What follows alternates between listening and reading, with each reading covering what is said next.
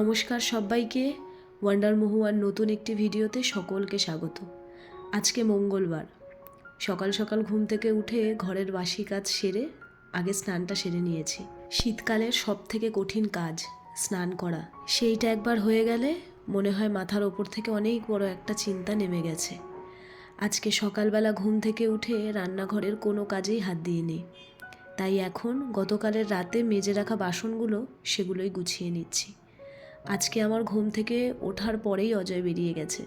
ও আজকে অনেকটা দূরে গেছে একটা কাজে। যেহেতু অনেকটাই সকাল সকাল বেরিয়েছে, তার উপর আমার শরীরটাও ভালো না, সেই জন্য আজকে আর সকালে ওকে ব্রেকফাস্ট আমি বানিয়ে দিইনি।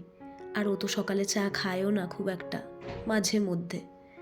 তাই জন্য বললাম আমি বাইরেই খেয়ে নেব, দুপুরেও হয়তো ফিরতে দেরি হবে, সেটা আমাকে ফোন করে বলে দেবে বলেছে। সেই বুঝে আমি দুপুরেও রান্না করব। যাই হোক, সকালে তো বললামই আমি একবার চা খেয়েছি ঘুম থেকে উঠেই, আর এখন স্নান সেরে আবারও এক কাপ চা নিয়ে বসলাম। আজকে আমি আর ব্রেকফাস্ট বানাবো না। ডোডো বলল ও ছাতু খাবে, ওর নাকি ভীষণ ছাতু খেতে ইচ্ছা করছে পেঁয়াজ দিয়ে, অনেক দিন খায় না, তাই ভাবলাম ওকে ছাতু বানিয়ে দেওয়ার আগে আমি চাটা খাই। এখন বেশ কয়েকদিন ধরেই একটা গল্পের বই নিয়ে বসেছি। প্রত্যেক দিনই পড়ছি বলতে গেলে। গত বছর বইমেলা থেকে বইটা কিনেছিলাম।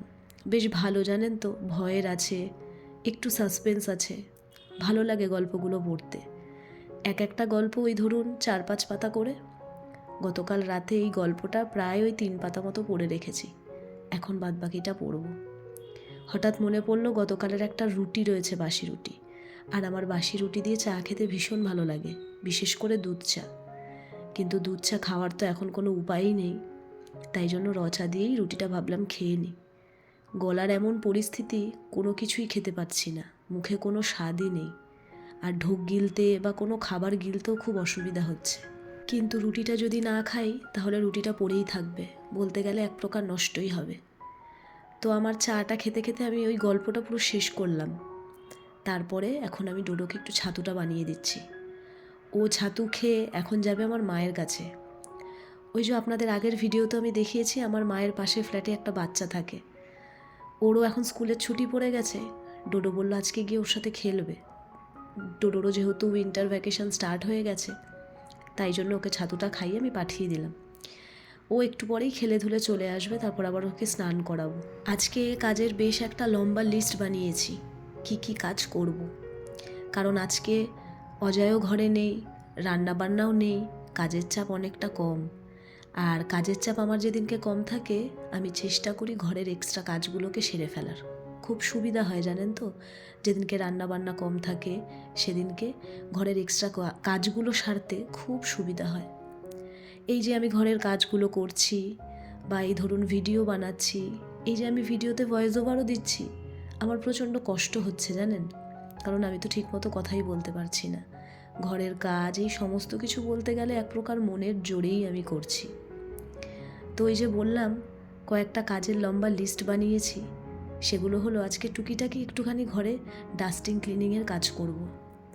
সেগুলো তো প্রত্যেক দিনই করি একদিন বাদে বাদে, কিন্তু যেদিনকে ঘরে রান্নাবান্নাটা কম থাকে সেই দিন এগুলো অনেকটা সময় নিয়ে করা যায়, আর বেশ ভালোভাবে করাও যায়। তবে গতকাল ভেবে রেখেছিলাম বেশ অনেকগুলো জামা কাপড় জমা হয়েছে সেগুলো কাচবো, কিন্তু অজয় বারণ করলো 2 দিন জামা কাপড় না কাচতে, জল না ঘাঁটতে। সেই জন্য ভাবলাম একদিকে ঠিকই বলেছে, কারণ এত ঠান্ডা লাগার মধ্যে যদি আমি আবারও বেশি ঠান্ডা লাগিয়ে ফেলি তাহলে বলতে গেলে একেবারে বিছানা সজ্জাই হয়ে যাব। এখন যাও টুকটাক করে একটু আধটু কাজ করতে পারছি, তখন তাও পারবো না। বেশ অনেক দিন হলো আমার এই বেডরুমের ওয়ার্ড্রপটা, এই বেডসাইড টেবিলটা খুব একটা ভালোভাবে ক্লিন করা হয় না, ওই কোনো রকম কাপড় দিয়ে পরিষ্কার করে দিই। তাই আজকে এগুলোকে আমি একদম ভালো করে অনেকক্ষণ ধরে সময় নিয়ে পরিষ্কার করলাম। তাড়াতাড়ির কাজ আর কোনো কাজ ধীরে সুস্থে গুছিয়ে করার মধ্যে যে অনেকটাই পার্থক্য থাকে সেটা কিন্তু আমরা সকলেই জানি।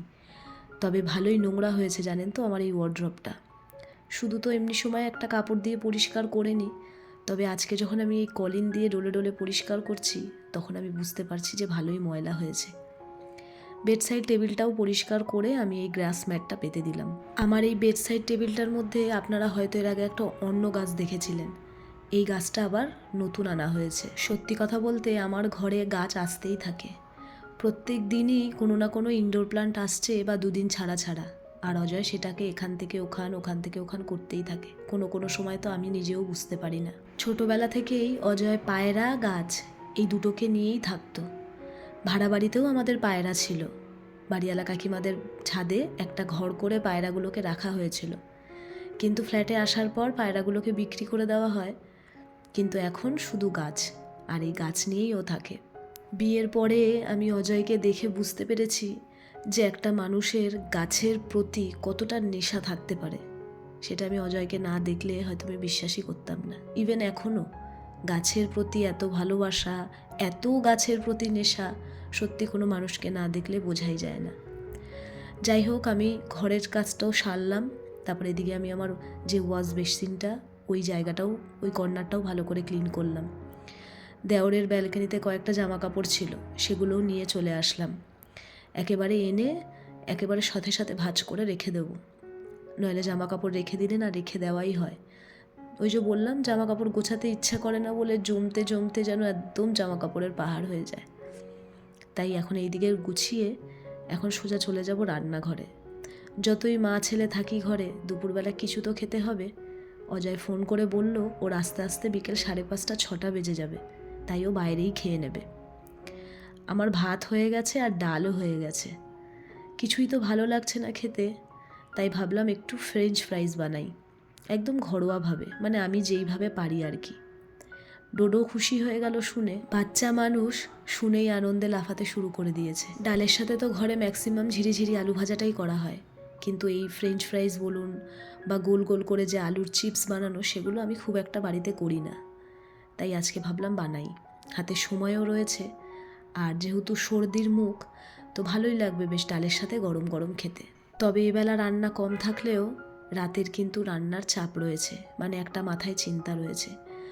তাই জন্য ভাবছি দুপুরের খাওয়া দাওয়াটা সেরে রাতের রান্নাটা করে রাখবো। যদিও এখনও কোনো চিন্তা ভাবনা করিনি যে রাতে কি বানাবো, দেখা যাক। যেটাই বানাই না কেন এখনই সেরে রাখবো। এই শীতকালে দুপুরবেলা খাওয়া দাওয়া করার পরে যখন কম্বলের তলায় ঢুকে বিশ্রাম নিই, তারপরে আবার যখন ডোডোকে পড়াতে বসি, তখন আর উঠে ইচ্ছা করে না যে আবার রাতের রান্নাটা করি। শীতকালে এই সমস্যাটা একটু বেশিই হয়।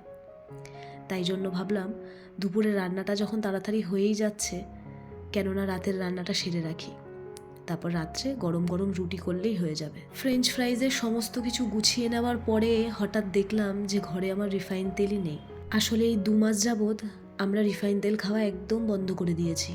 আমরা সম্পূর্ণ সর্ষের তেলটাই খাই, কিন্তু পরোটা বলুন, লুচি বলুন, এই সমস্ত জিনিসের জন্য ঘরে একটু রিফাইন তেলের দরকার।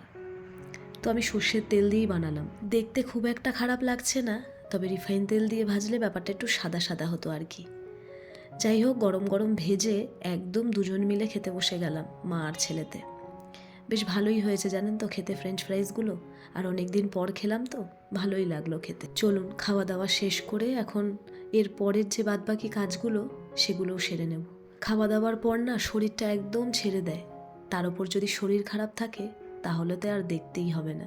সেই জন্য জানেন আমি প্রত্যেক দিন কী করি, খাওয়া দাওয়ার আগে রান্নাঘরের সমস্ত কাজ সেরে রাখি, যাতে খাওয়া দাওয়ার পরে খাওয়ার যে 3টে প্লেট থাকবে সেটাই যেন শুধু মাজার থাকে। কারণ খেয়ে দিয়ে উঠে আমার একদম কোনো কাজ আর এক্সট্রা করতে ভালোই লাগে না। যাই হোক, আমি ফ্রেঞ্চ ফ্রাইজের জন্য যে সমস্ত জিনিসগুলো বার করেছিলাম সেগুলো আবার জায়গায় রেখে রান্নাঘরটা একদম ক্লিন করে নিলাম। আমি প্রত্যেক দিন সন্ধ্যা হওয়ার খানিকক্ষণ আগেই জানলাগুলো বন্ধ করে দিই, কারণ একটু অন্ধকার হয়ে গেলেই না মশা ঢুকতে শুরু করে দেয়। তারপর আপনি যখন আবার জানলাগুলো বন্ধ করে দেবেন তখন মশাগুলো আর বেরোতে পারে না, প্রচণ্ড বিরক্ত করে। অজয়কে ফোন করলাম, ওরও খাওয়া দাওয়া প্রায় হয়ে গেছে, এবার হয়তো বাসে উঠবে। তবু আস্তে আস্তে অনেকটাই সময় লাগবে, যেহেতু গেছে অনেকটাই দূর। তাহলে চলুন, আমারও তো কাজবাজ শেষ, এখন আমিও একটু বিশ্রাম নিই। আর আজকের ভিডিওটা এখানেই শেষ করি। আপনারা সকলে ভালো থাকবেন, ভিডিওটা কেমন লাগলো জানাবেন। আপনাদের সঙ্গে আমার আবার পরে দেখা হবে।